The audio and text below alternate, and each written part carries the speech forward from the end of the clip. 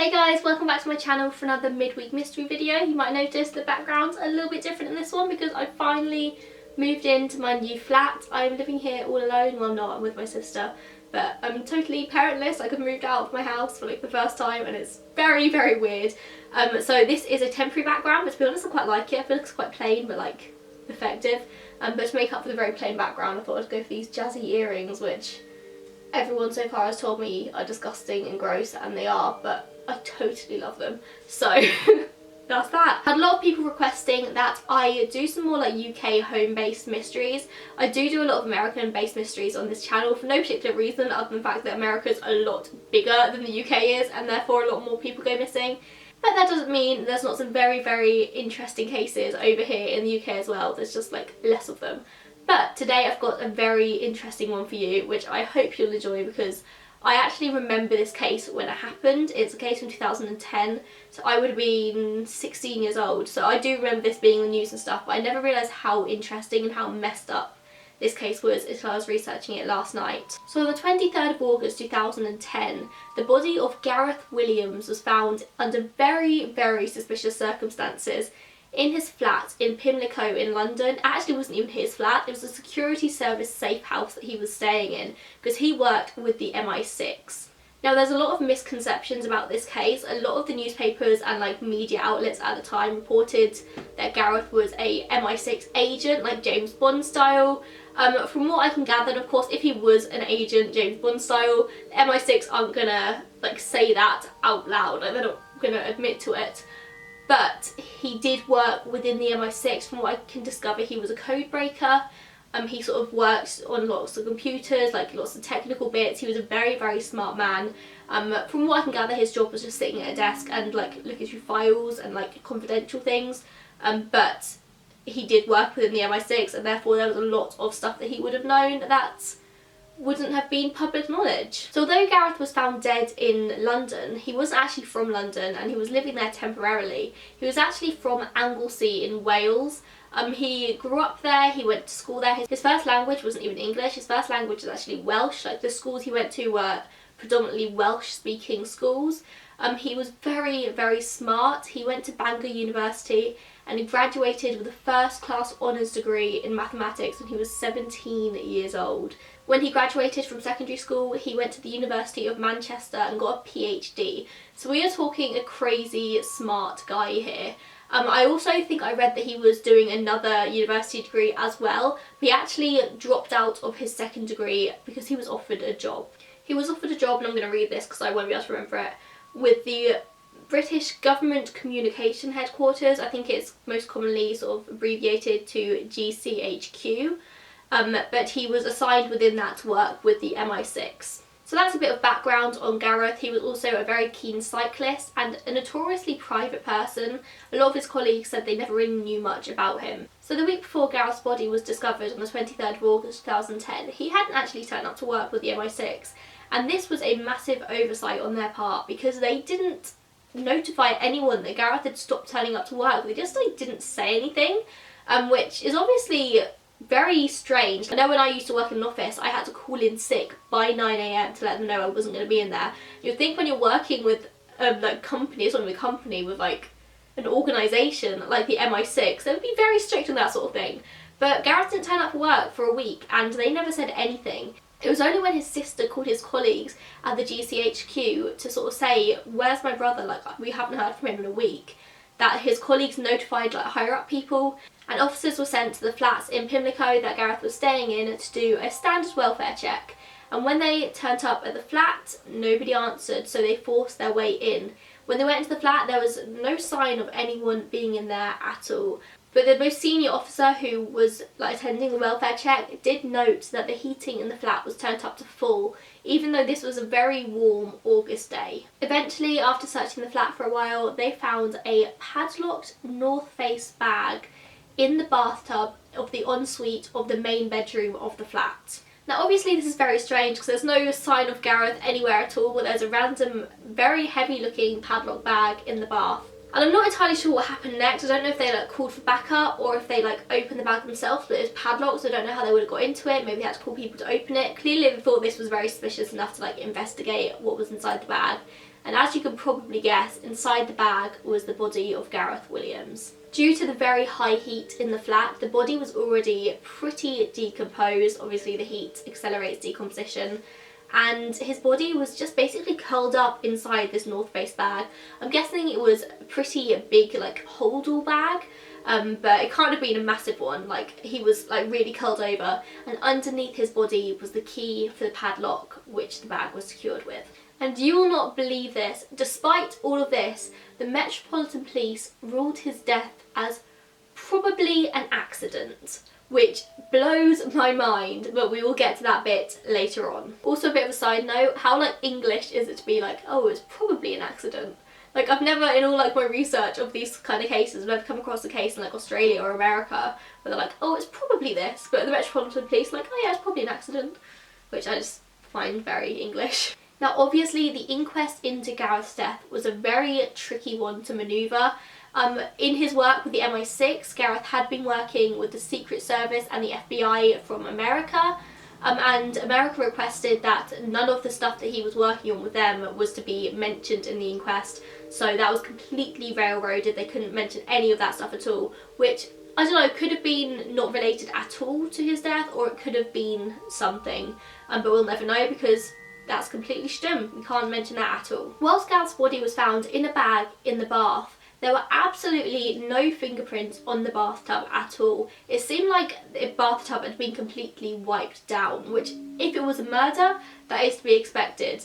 A lot of people say they think Gareth got into the bag himself, but he would have had to have like fingerprints on the bath to be able to get in there. There wasn't any of his fingerprints or anyone else's or any DNA of any kind. The flat was in immaculate condition. All of his like laptop, phone and stuff was all laid out in like perfectly on the desk.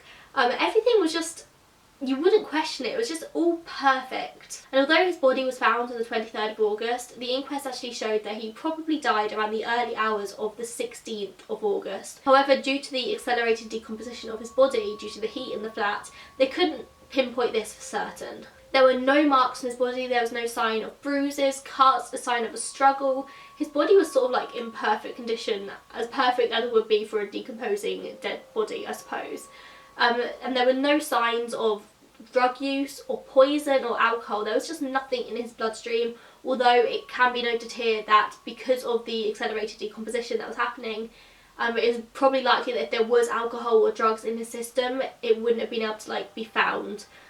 Which, although they didn't find it, it doesn't mean it wasn't there when he did die. There was no sign of forced entry into the flat as far as people could tell. However, by the time the security experts had got to the flat to sort of assess sort of if there was any forced entry, if any locks had been broken, the Metropolitan Police had actually already removed the front door and the locks, which is a definite screw up on the Met Police's behalf, because why would they do that? If they're thinking somebody's broken into the flat and killed a person, they're not going to remove the door, which it doesn't really make much sense to me unless they're trying to cover something up. There was a lot of evidence given at the inquest. From what I can remember, this inquest went on for quite a while, and one of the main pieces of evidence was people trying to fit themselves into the same holdall bag that Gareth found, and obviously not the exact same one, but like the same type, and trying to lock themselves in there with the same padlock that Gareth had used if he had locked himself in there. And although experts tried about 400 times, they couldn't do it, and these were experts. Now, I have seen people on YouTube, or like on Reddit, people saying on YouTube that people can do this. I haven't watched these videos of people trying to squeeze themselves into holdall bags. Apparently they can do it. I'm incredibly claustrophobic, and I can't even watch other people do that. But I'm sure you can find a video, it's out there somewhere. So although experts deemed it's totally not possible at all, apparently there are people on YouTube doing it, so take from that what you will. The pathologist on the case, a man called Richard Shepherd, said that it was most likely that Gareth got into the case whilst he was still alive. The like logistics of like bending a dead body into a case, like he was so confined, is very unlikely due to like rigor mortis. Obviously bodies stiffen up after they've died. So it's very likely that he got into the case whilst he was still alive. Whether he did it like intentionally, whether he wanted to do it for himself, or if he was coerced and blackmailed into doing so, isn't so obvious. What is obvious is that he got in there of his own accord. Also, although they couldn't pinpoint the exact reason for his death, They said it was most likely, sorry, reading from this again, hypercapnia, which is an elevated carbon dioxide level. So basically he suffocated to death. Another piece of evidence given at the inquest was from Gareth's former landlady. I didn't get her name actually, it's not really relevant to the case. His former landlady said that one night herself and her husband were woken up by Gareth screaming for help, and when they entered Gareth's bedroom they found him tied up to his headboard. He said that he tied himself up to his headboard and was trying to see how long it would take him to escape. Obviously this has some like bondage connotations. It's not known whether he did it for like sexual reasons or if he was genuinely trying to figure out how to escape. He did work with like high government official people, and maybe if he was an agent he literally had to figure out how to escape from like restraints and things like that. So that's not entirely known, but that is a piece of evidence his former landlady gave at the inquest. And a little bit more information that I'm not entirely sure is 100% relevant to the case, but I'm going to tell you anyway. When Gareth was found, he was actually found to have £20,000 worth of women's clothes in his apartment, and his internet history did show that he had shown interest in bondage websites before. However, it didn't show like he was obsessed with them. It was literally like every few weeks he'd log on to a bondage website, have a browse, and then like click off of it. It wasn't like anything worrying. It was just some very light browsing, shall we say. They'd also shown a lot of interest in drag performances. I think on his phone they found videos of him like dressed in women's clothes, which I think the media took and ran with back in 2010. However, to me, I don't know if this is just me because I am very interested in drag myself. I spend a lot of my time going to drag shows and things like that. I really don't think that's anything odd or like relevant to the case really, or relevant to his death in any way. I just think people of interest, like whatever, but that's coming from a very drag obsessed human being, so take from that what you want to. So the official inquest verdict from the coroner said that the death was unnatural and likely to have been criminally mediated, and she was satisfied that on the balance of probabilities that Gareth was killed unlawfully, meaning that although they couldn't prove that Gareth was killed by somebody else, they had enough information there to suggest that he was killed by another person. The coroner concluded that another party, so another person, had placed the bag in the bath and padlocked it. So the coroner was very satisfied that Gareth had not done this to himself. And she also rejected any idea of suicide and any link to the bondage community. I actually think, again, the media around this time took the whole bondage thing and absolutely ran with it, which I think is very much like criminalising a community that most of the time isn't harmful to anyone or anything. But it was something different, so the media ran with it, and so did a lot of people. But the coroner actually said absolutely not. This was not suicide, this was not bondage or sexual in any way, this was a murder. However, the Metropolitan Police weren't satisfied with this, and they did their own reinvestigation into the case. And this is where it links back to what I said earlier, in that after their reinvestigation, they said it was probably an accident and that Gareth had done this to himself. Now, I don't know about you, but I'm definitely more inclined to believe the outcome of the inquest rather than the police investigation. But again, I don't really know what you want to think on that. And it said that it was more than probable that no other person was there when Gareth had died. Now, to me, this stinks of the police trying to cover something up. Now, I don't know if they were being told by the government that they had to reinvestigate and they had to say there was like a suicide or Gareth had done it to himself.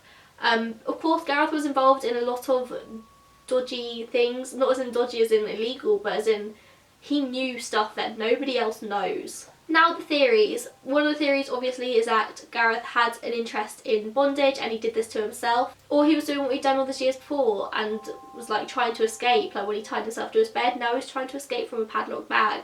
It is a definite theory and it's something the police apparently believe, but I just don't think it's possible. I don't think Gareth showed enough interest in this. He never went to any like claustrophilia websites. Claustrophilia is when you are like sexually turned on by the idea of being confined in small spaces, which makes me feel a little bit sick because like small spaces are not something I can do. But he hadn't shown any interest in that at all. I just really don't think there's enough there to prove that Gareth had done this to himself. But on the same lines, there was nothing there to prove that another person had done it to him. And the other theory, of course, is that he was murdered. Now the question here isn't, for me anyway, whether he was murdered or whether he did it to himself. In my head, I think it's pretty clear cut that he was killed by someone else. But the question is, who did it and why? Now, I think in this case it's fairly obvious that if he was murdered, it was most likely by a high government He knew stuff that other people did not know, and he probably knew stuff that governments didn't want him to be telling other people. Maybe he stumbled across something whilst he was at work that he shouldn't have stumbled across and put himself in a lot of danger. I think there are 3 main government suspects in this. I really hope the governments don't come after me. I'm not saying it's any of you governments, I'm just talking about what it could be. First one is the Russian government. So in August 2015, the Daily Mail, which is pretty much not even worth the paper it's written on, the Daily Mail is trash. But they did write this article, so I feel like I should tell you. The Daily Mail reported that Gareth had been conducting financial surveillance on illicit cash flows out of Russia, which obviously is something I would not want to do because I would not want to be found out by the Russian government for doing that. And even sources from Russia, and I'm going to say sources from Russia, claimed that Gareth was killed by them. I think it was another spy, a Russian spy, came to the UK government and basically said, yeah, we killed Gareth, we did it. Apparently he was killed by untraceable poison in his ear, which when I first read that was a bit strange, but to be honest, the Russians have killed other people via poison. The Russian government have been known to do this. There was actually a spy very recently who was killed by Russian poison, and I think it was pretty much proven they did it. I can't remember what that case was, but if I can remember I'll link an article to that down below, but that was something in the last couple of years I think. So it isn't totally out of the realm possibility that the Russians did poison him and then put his body in a bag afterwards. Gareth is actually the 14th person in Britain who is rumoured to have been killed by Russian officials because they knew too much or they were too high in the government, and basically Russians just didn't trust them. And 14 people, but none of them have been ever confirmed to be killed by Russians, and they've all been killed under very weird, suspicious circumstances, very similar to Gareth's. Let's talk about the possibility that maybe our own government killed him, which I don't think, to be honest, is that likely because he was working for the government. He obviously had access to these files and they knew he would have had access to these files, but I think it's a possibility, so I'm going to mention it. He was found with 18 memory sticks in his apartment when he died, and all of the memory sticks had information on them which shouldn't be seen by anyone else. Although Gareth was allowed to see it, I'm pretty sure he probably shouldn't have had them at his home at the time of his death. Maybe he was seeing stuff the government didn't want him to see, maybe he was leaking information, and maybe they just said enough is enough, we need to cover this up. A big thing here which a lot of people talk about is the internet history. Like, he was clearly interested in bondage and stuff, and it's very strange that he happened to die under these very bondagey circumstances, which to me strikes me as very like James Bond-esque. I feel like this is the sort of murder that would happen in a James Bond film, and why would the government kill somebody and then make it look so obviously like a murder? Like, although there's no fingerprints or no DNA there, I think it's quite obvious that he didn't do this himself, so why would anyone put him there? If they were going to kill him, dispose of the body, or like leave blood and stuff, like stab him, don't somehow kill him and shove him in a bag. It's very weird. And there's also plenty of other ways they can make a bondage-esque death look like not a murder. Like, why didn't they leave him tied up to the headboards? Why didn't they put him in a compromising position? Why put him in a bag and put him in the bathtub? Some more government information here is that apparently he had a lot of files associating to Bill Clinton. Now, because he was working with the Secret Service and the FBI, he did have access to these files, and rumour has it that he had access to a party guest list of Bill Clinton's. Now, I'm not entirely sure why this is so, like, why you can't have a guest list was just basically a list of names for a party, but apparently it was a big no-no. Apparently he actually shared this guest list with one of his friends, and people found out it was a massive, like, PR nightmare for like the MI6. I don't really know what names were on this party guest list that was so awful. So maybe that could lend to either the American government putting out a hit on him or even the British government. And that is pretty much it. I know the theories are very like loose, they're not really like tied together very well, but there aren't really any theories I can talk about and tell you for certain this is what could have happened. It could have been just a random murder, like a completely random thing, but I don't think it seems like a random murder. It was very calculated, very planned out. And again, maybe he did do it to himself and all the circumstances were just very unfortunate and it just looked very dodgy, more dodgy than it possibly was. But let me know your theories down below. I find anything like government related very interesting, but also I don't really like to talk about it too much because I find it just, I get scared very easily, which is great when I have a true crime YouTube channel. But yeah, thank you so much for watching. If you enjoyed this, give it a thumbs up. As always, any videos that you want to see, comment down below. Particularly any mysterious disappearances, strange deaths. It doesn't even have to be related to a person. Like anything strange and creepy you want me to talk about, then just let me know. I'll be back next week, hopefully with a room tour, but we'll see if I can get my room like completely finished in time. Thank you so much for watching. Mwah. Bye!